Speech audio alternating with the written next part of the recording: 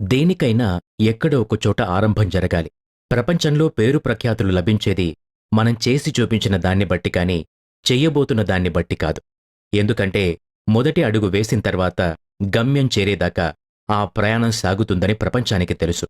కావాల్సిందల్లా ఆ మొదటి అడుగు వేయటమే. అశాంతికి కారణం అసహనమే. ఈరోజు రాష్ట్రంలో కాని, దేశంలో కాని, అంతర్జాతీయంగా కాని అనేక సమస్యలు తలెత్తడానికి అసహనం అతి ముఖ్య భూమిక నిర్వహిస్తుందనేది సత్యం. ఎమోషన్స్లో అత్యంత ప్రమాదమైన వాటిల్లో కోపం తర్వాత అసహనం ఉంటుంది. కోపం వస్తే ఐసా పైసా తేల్చుకుంటారు. అసహనం అలా కాదు. అది లోపల రగులుతూ ఉంటుంది. అవకాశం వచ్చినప్పుడల్లా దాని ప్రతాపం చూపుతూ ఉంటుంది. ఉదాహరణకు కొందరు అత్తాకోడళ్ల మధ్య ఇది గమనించవచ్చు. మింగలేరు, కక్కలేరు. అసహనంతో ఇద్దరి మధ్య అగాధం ఏర్పడుతుంది. పైకి ఇద్దరూ బాగానే మాట్లాడుకుంటూ ఉంటారు. అలాగే ఇటీవలి కాలంలో మన రాష్ట్రంలో కొంతమంది ఆంధ్ర, తెలంగాణ మిత్రుల మధ్య రాజకీయ నాయకుల చలవ వల్ల ఏర్పడిన అగాధం, అలాగే కొందరు నాయకుల స్వార్థం వల్ల ఏర్పడిన కుల భేదాలు, ప్రభుత్వం అమలు పరుస్తున్న రిజర్వేషన్ల విధానాలు, ఇలా చెప్పుకుంటూ పోతే చివరకు అమెరికా, ఆఫ్ఘనిస్తాన్ల మధ్య ఏర్పడిన మత విద్వేషాలు ఈరోజు ఎలా బయటపడ్డాయో కళ్లారా చూస్తున్నాం. ఇటువంటి సమయంలో అసహనం విడిచిపెట్టి సహనంగా ఉండగలిగే ఎమోషనల్ ఇంటెలిజెన్స్ ఎంతో అవసరం. లేని పక్షాన మనం ఎంత ధనం సంపాదించినా, కీర్తి సంపాదించినా అసలైన ఆనందం మాత్రం అనుభవించలేం. ఎప్పుడేం జరుగుతుందో ఎవరికీ తెలియదు. మీ దగ్గర అణుబాంబులుండనవసరం లేదు. చావుకు సిద్ధపడిన సైన్యం ఉండనవసరం లేదు. డబ్బు, హోదా, రాజకీయ దన్ను కూడా అవసరం లేదు. సహనం ఉంటే చాలు. అది మీకు విజయం తెచ్చిపెట్టడానికి 50% సహాయపడగలదు. అదే మిమ్మల్ని చివరకు అందరూ అభిమానించేలా చేయగలదు. ఇండియాలో మహాత్మాగాంధీ, ఆఫ్రికాలో నెల్సన్ మండేలా, అమెరికాలో మార్టిన్ లూథర్ కింగ్లు సహనాన్ని తమ ఆయుధంగా ప్రయోగించారు. పాలకులు పశ్చాత్తాపపడేలా చేయగలిగారు. మనకెప్పుడు అటువంటి నాయకుల అవసరం ఎంతైనా ఉంది. కాని దురదృష్టవశాత్తు మన దేశంలో మతం కన్నా కులం అనేక కలతలు రేపుతుంది. ఓట్లు వేయడం నుండి ఉద్యోగాలు, పదవులు పంచే వరకు కుల ప్రాతిపదిక మీదే జరగటం పచ్చి నిజం. దీనివల్ల న్యాయంగా ఆ పదవి పొందవలసిన వారిలో అసంతృప్తి ఏర్పడటం, తద్వారా తమలోని సృజనాత్మక శక్తిని భూస్థాపితం చెయ్యటం జరుగుతుంది. దీనివల్ల సంస్థకి ఎనలేని నష్టం కలుగుతుంది. భారతదేశంలో అద్భుతమైన ప్రగతి సాధించిన కొన్ని ప్రభుత్వరంగ సంస్థలుండేవి. వారు చేసే నిత్యావసర వస్తువులకు ప్రపంచవ్యాప్తంగా గిరాకీ ఉండేది. ఈరోజు అవన్నీ మూతపడ్డాయి. కారణాలు పైన చెప్పినవేననేది నగ్న సత్యం. అసహనానికి పరాకాష్ఠ, కొందరు వ్యక్తుల జాత్యహంకారం, మతమౌఢ్యానికి నష్టం. కేవలం మనుషులే కాదు, బొమ్మలు, జెండాలు, రాళ్లు, విగ్రహాలు, చివరికి జంతువులు కూడా బలవుతున్నాయి. మాస్కోలో ఒకప్పుడు మహిమాన్విత వ్యక్తిగా గుర్తింపు పొందిన లెనిన్ విగ్రహాలు ముక్కలవటం, దేవతా సమానులైన బుద్ధుడి విగ్రహాలు ఆఫ్ఘనిస్తాన్లో పేలిపోవటం, మహాత్మాగాంధీ విగ్రహాన్ని నేలకూల్చటం, అంబేద్కర్ విగ్రహం మెడలో చెప్పుల దండ వేయడం, మసీదు ముందు పందిని చంపిపడేవేయడం, హిందూ దేవాలయాల ముందు ఆవుని చంపటం, ఊరేగింపులపై రాళ్లు రువ్వడం, ఇలా ప్రతి గ్రామంలో, పట్టణంలో, రాష్ట్రాల్లో, దేశాల్లో నిత్యం జరుగుతూనే ఉన్నాయి.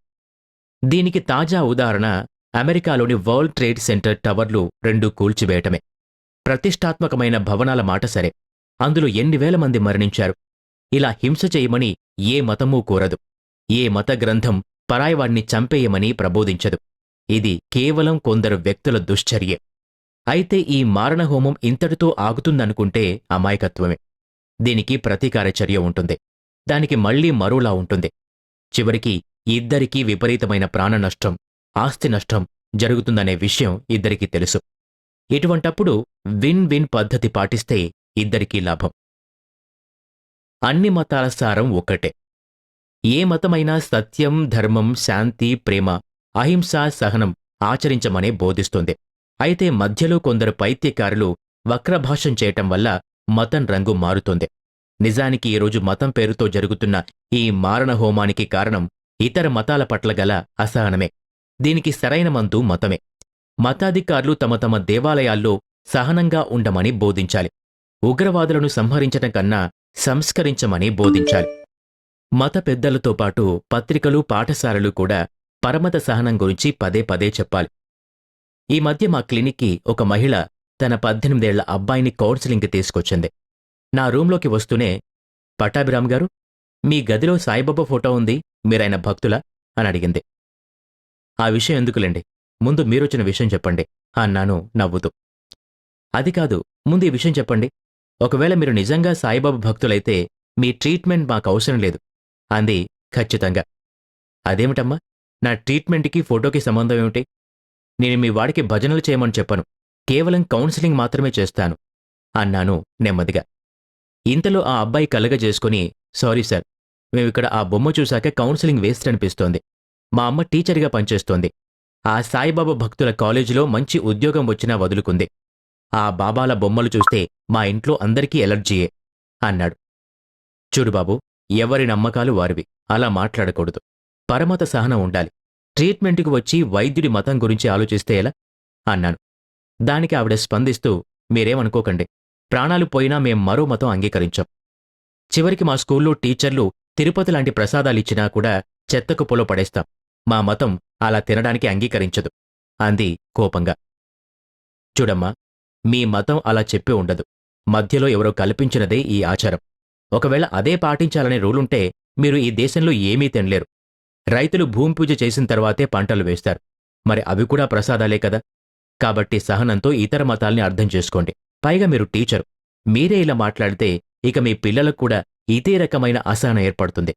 పిల్లల్ని స్కూల్లో ప్రసాదాలు తినవద్దని, బొట్టు గాజులు తీసేయమని కూడా చెప్తారు. అవును, బొట్టెందుకుండాలి? అసలు ప్రభుత్వం ఇది రద్దు చేయాలి అంది కోపంగా. చూడు తల్లి, ఆవేశం వద్దు, కొంచెం సహనంతో ఉండు. బొట్టు అనేది వాళ్లకి అనాదిగా వస్తున్న ఆచారం. అది మానేయమంటే ఎలా?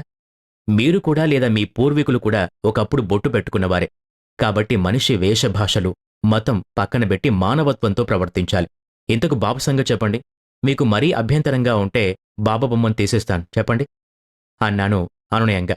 అవసరం లేదులేండి, మీరు మీ బాబా భక్తులు ఊరేగండి అంటూ కోపంగా లేచి వెళ్ళిపోయింది. ఇటువంటి తల్లులుంటే పిల్లలెలా అవుతారో ఊహించుకోవచ్చు. అటువంటి పిల్లల్ని ఒక ఉగ్రవాది మతం పేరుతో రెచ్చగొట్టి మారణహోమాలు చేయించవచ్చు. కాబట్టి మనం, కనీసం మనలో కొంతమందైనా, మన పిల్లలకు మతం గురించి ఎన్ని చెప్పినా మానవత్వం గురించి ఎన్నో చెప్పాలి. మనం ఏ కులం వారమైనా, ఏ జాతి వారమైనా, ఏ రంగు వారమైనా, ఏ రాష్ట్రం వారమైనా మనమంతా భారతీయులం. భారత్ అంటే మనం, మనమంటే భారత్ అని గర్వంగా చెప్పుకుందాం. ప్రతి